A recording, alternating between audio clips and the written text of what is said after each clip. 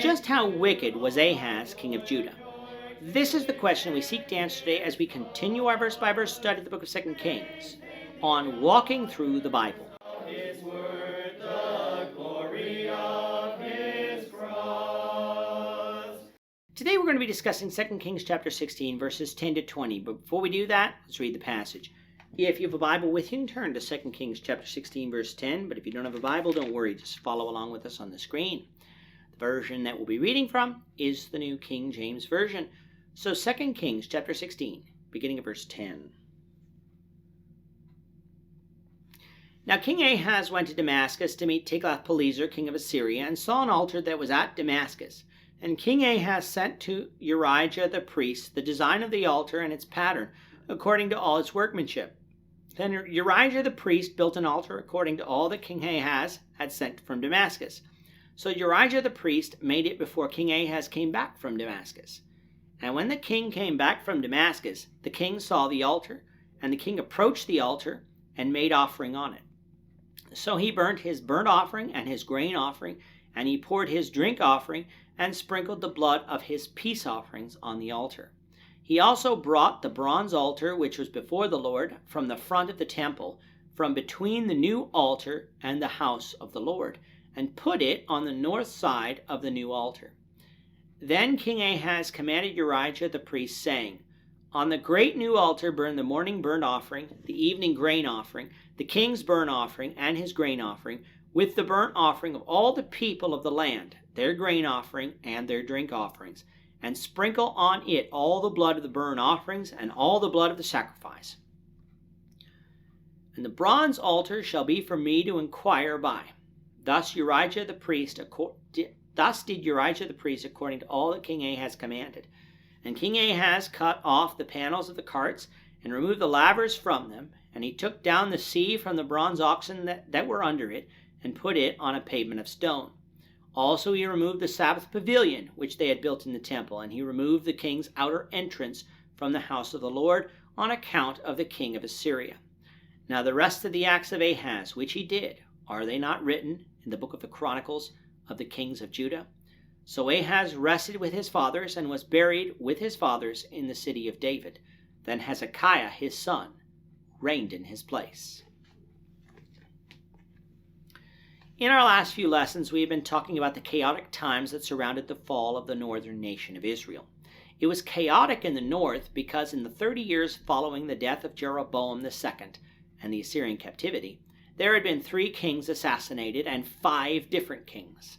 Some kings, like Menahem, were more allied with the growing Assyrian power, while others, like Pekah, were more allied with the pre-existing Syrian power. But it's not like it wasn't chaotic in the south either. Although there weren't any political assassinations to speak of, during the same time period, Judah had 3 kings, all of which had co-regencies with their fathers during their lifetime, showing a period of less stability. The last king we looked at in Judah was Ahaz. Ahaz was the first king in Judah in about 100 years who carried the epitaph that he did evil in the sight of the Lord. Sure, during this time period, many of the kings had done things that were sinful, but that wasn't how they lived their lives. None of them became idolaters like Ahaz did. Therefore, God used Israel and Syria to punish Ahaz for his sins, something we'll read of more in 2 Chronicles. For Israel and Syria, their goal was to install a king that would help them fight Assyria, which Ahaz was not wanting to do. But for God, punishing Judah was why Israel and Syria were used for this task.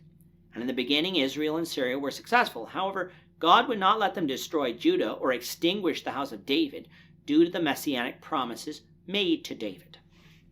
Isaiah said as much to Ahaz when he tried to assuage Ahaz from seeking the aid of Assyrian king Tiglath-Pileser to deal with Israel and Syria.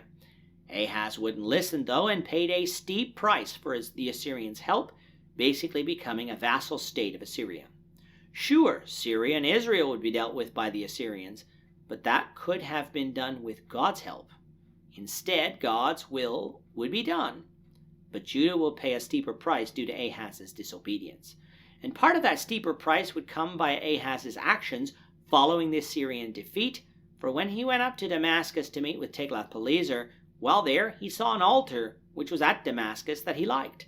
He thus sent word back to Urijah the high priest that he would like this altar made according to the plans that were sent, and then erected in the temple of the Lord. Now, had the high priest been righteous, he would have told Ahaz no. The altar of the Lord that stood before the temple was all that was authorized. But no, the high priest did what he was told, even finishing it before Ahaz's return. This was the altar that Ahaz used to offer sacrifices on when he returned from Damascus, an altar that had no connection to the altar of the Lord, and one made without the Lord's instructions. Therefore, any sacrifices offered on it would not be accepted by God, no matter if the altar was in his temple. And that, I believe, is something that Ahaz understood. For after offering these sacrifices, he instructed the high priest to move the altar of the Lord from its prominent position in the middle of the court off to the side, so that the new altar could take center stage. He also ordered that the morning and evening sacrifices, as well as all the other sacrifices, be offered on the new altar instead of the one the Lord had commanded to be used. You see, Ahaz didn't want to worship the Lord. He wanted to worship false gods, and thus anything that got in the way of that, like the altar of the Lord, needed to be pushed aside. Again, the high priest should have said no, but again, he did as Ahaz asked. Along with these desecrations, Ahaz went further by cutting off the panels of the carts made for the lavers of the temple and removing the lavers from them, taking down the sea from the bronze oxen and placing the sea on a pavement of stones, removing the Sabbath day pavilion that had been built at the temple, and removing the king's outer entrance from the house of the Lord. In doing this, Ahaz was significantly changing the temple that Solomon built, making it very hard, if next to impossible, to worship God acceptably there. From the time of Solomon on down to that period of time, perhaps only the reign of Athaliah could be described as worse, although Ahaz gave her a run for her money. The book of 2 Chronicles will provide us much more detail about the depravity of Ahaz and the punishment he received from God for it. But needless to say, Ahaz didn't just depart from the Lord that his fathers worshipped. He ran as far away as he could get from him. Luckily for Judah, though, Ahaz wouldn't live forever, and his son Hezekiah wouldn't be anything like him, but would return Judah to her righteous ways following his father's death. It won't be until chapter 18 that we get to meet him, though, because in the next lesson we have to begin our study of the downfall of Israel that would come during the days of Hosea.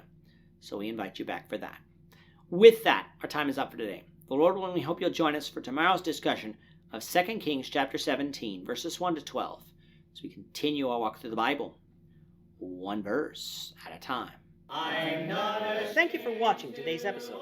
We hope that you found it edifying and ask that you not only subscribe to our channel and podcast, but that you like and share this episode among your friends, so that the saving gospel of Jesus Christ can go out to the whole world.